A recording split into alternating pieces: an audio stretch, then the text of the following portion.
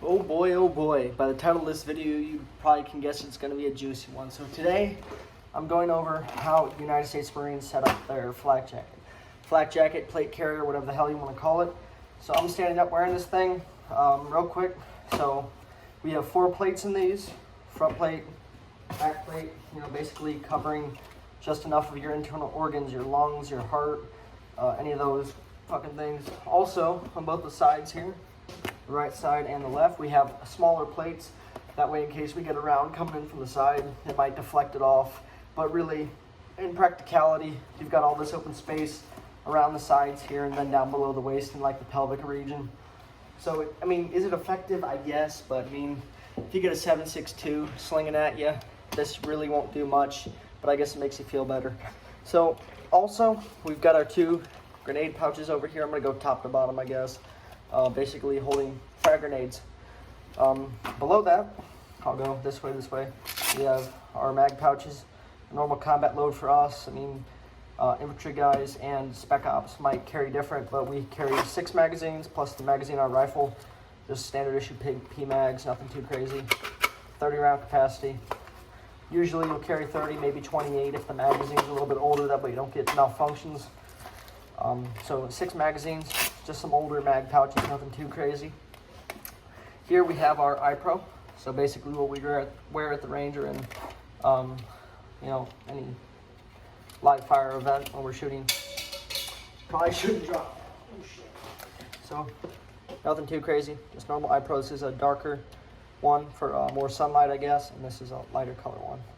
Put that off to the side here. So that's the front. On the side here, I have an IFAK, which is an individual first aid kit.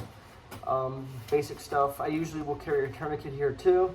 Don't have one on right now, just for convenience, because if I'm usually either going to carry a tourniquet here or here, and then maybe have my solid knife either here or somewhere up here.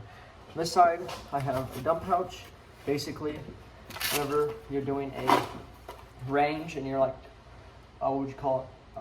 Quick reloads. Basically, as all you gamers would know it, you drop the mag in here, stow it away until you get time to put it back in your mag pouch, and then you load another one into your rifle. Overall, nothing too bad. Then on the back here, we have a hydration pouch.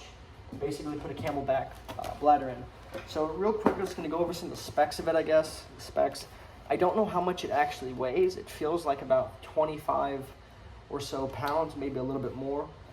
Also up here, I've got a little, I don't even know what they call this thing, but it's basically a little rifle pad to help you get some stabilization when you're shooting. Nothing too crazy or anything like that. But yeah, each one of the plates, I'd say, are about 5 to 7 pounds a piece. So front and back at least, and the smaller ones are about 4 pounds. They're called SAPI plates.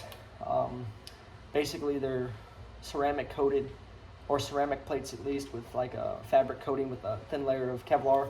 Along with that, on the inside of these, you have a thin layer of Kevlar in front of it and behind those SAPI plates. Here, you've got this little Velcro thing where you can stick patches on, for example, your unit patch. I don't have one on right here right now, but that's besides the point. But honestly, it's not too bad to wear. Something that shocked me, let me move this out of the way, especially in like combat training and working with this on in a lot of colder environments, is this thing keeps you extremely warm. I'm actually starting to get very warm here, and if you put your hands under here, especially in the winter time, if you've got your rifle slung over, most times you'll have one hand on your rifle with gloves, whatever, it stays extremely warm. So in the winter time, you're usually wearing long sleeves. Anytime in the field, your sleeves are going to be rolled down.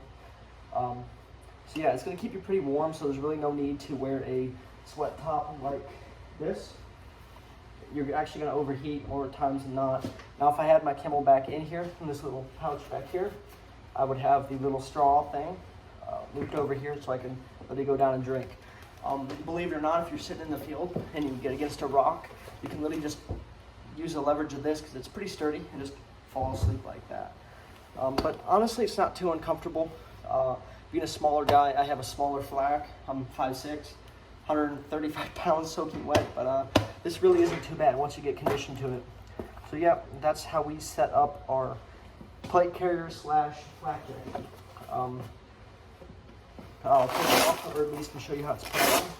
So basically you've got these flaps on the side. You go up, you do it like that, and you have these little handles here to help you out. Got this as well, and you can adjust it to get a more comfortable fit. It is a little bit more uncomfortable with the side plates. Most of my training before this, we haven't usually worn them, but we were issued them to us, so we put them on. So that is how, at least most Marines set up their flak, or plate carrier, whatever you want to call it. Do some vary from this, I'm sure. Depending on what kind of ranges you're going to go on, you might not have some of this stuff on, you might have other stuff on. So it just depends on your job in the Marine Corps. For me, I'm not an infantryman. I fix HVAC, but nonetheless, I have to go out in the field. I have to do some cool shit with all this. But yep, that's today's video. Hope you all enjoy. Please do me a huge favor to smash that subscribe button for Pure American Freedom. And thank you guys so much for watching. Please have a fantastic day.